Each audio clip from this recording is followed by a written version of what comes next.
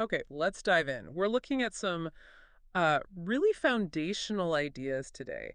Specifically, the thinking behind a pure peer-to-peer electronic cash system. That's right. It starts by looking at how online payments usually work or worked back then. Hmm. You almost always had like a financial institution in the middle, right? A bank, a credit card company. Yeah, Yeah, acting as a trusted third party. exactly. And that trust isn't free.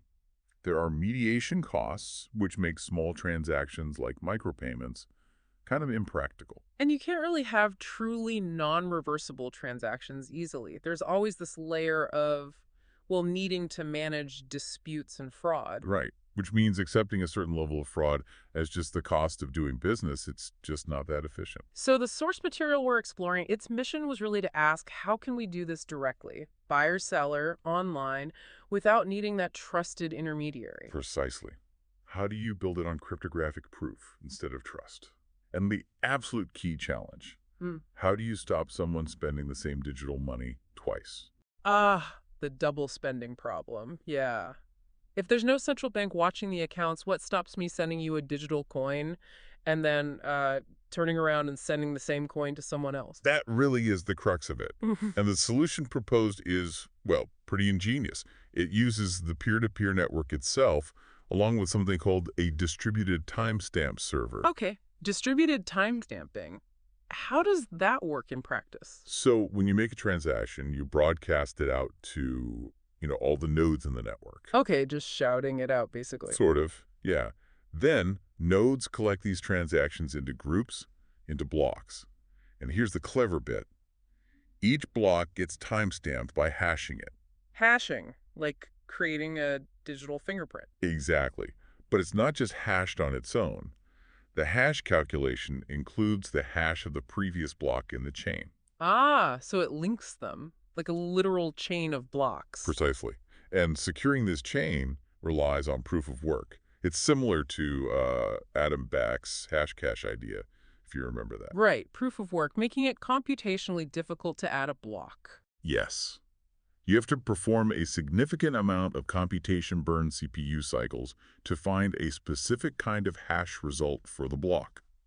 Finding that result is the proof you did the work. And why is that work important? Because to change a block that's already in the chain, you wouldn't just have to redo the work for that block. You'd have to redo the work for every single block that came after it too, because they're all linked by those hashes. So each new block basically locks in the previous ones even harder, makes the history immutable or close to it. Practically immutable, yeah. The longer the chain, the more computation is stacked up, protecting the earlier blocks. And this proof of work, it also serves another purpose. It acts as the consensus mechanism. How so? Like one CPUM vote, as the source puts it. Kind of, yeah. The network operates on the principle that the longest chain represents the valid history of transactions. Longest chain wins. Because the longest chain is the one that has the most cumulative proof of work invested in it. As long as the majority of the CPU power on the network is controlled by honest nodes. They'll build the chain faster than any attacker. Exactly. They effectively vote with their processing power by extending the chain they believe is valid. So, honest nodes just keep broadcasting transactions, validating new blocks they receive, and always working on extending the longest chain they know about.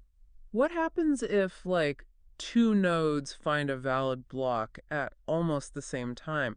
Doesn't that create a fork, two competing chains? It can, temporarily. You might have different parts of the network seeing one block first, others seeing the second, but the system resolves it as soon as the next block is found and added to one of those forks. That fork becomes the longer chain. Right. And all the nodes will then switch to working on that one, abandoning the shorter fork. Consensus emerges through this longest chain rule. Okay, makes sense. But why would anyone bother doing all this? Running nodes, burning electricity for proof of work, what's the incentive? Good question. There are two main incentives built in. First, the node that successfully creates a block gets to include a special transaction that mints brand new coins, paid to themselves. Like digital gold mining. Expending resources to get new gold. That's the analogy used in the source, yeah. Expending computing resources creates new digital cash. That's where the term mining comes from. Okay, and the second incentive. Transaction fees. Users sending money can optionally attach a small fee to their transaction.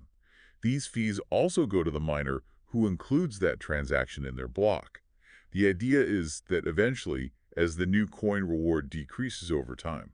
These fees could become the main incentive. Exactly. They could potentially sustain the network security long term. It aligns the miner's self-interest with keeping the network running honestly. So how secure is it, really? Against someone trying to, say, reverse their own payment, the double spend attack, the source talks about probability, like a gambler's ruin problem. Right.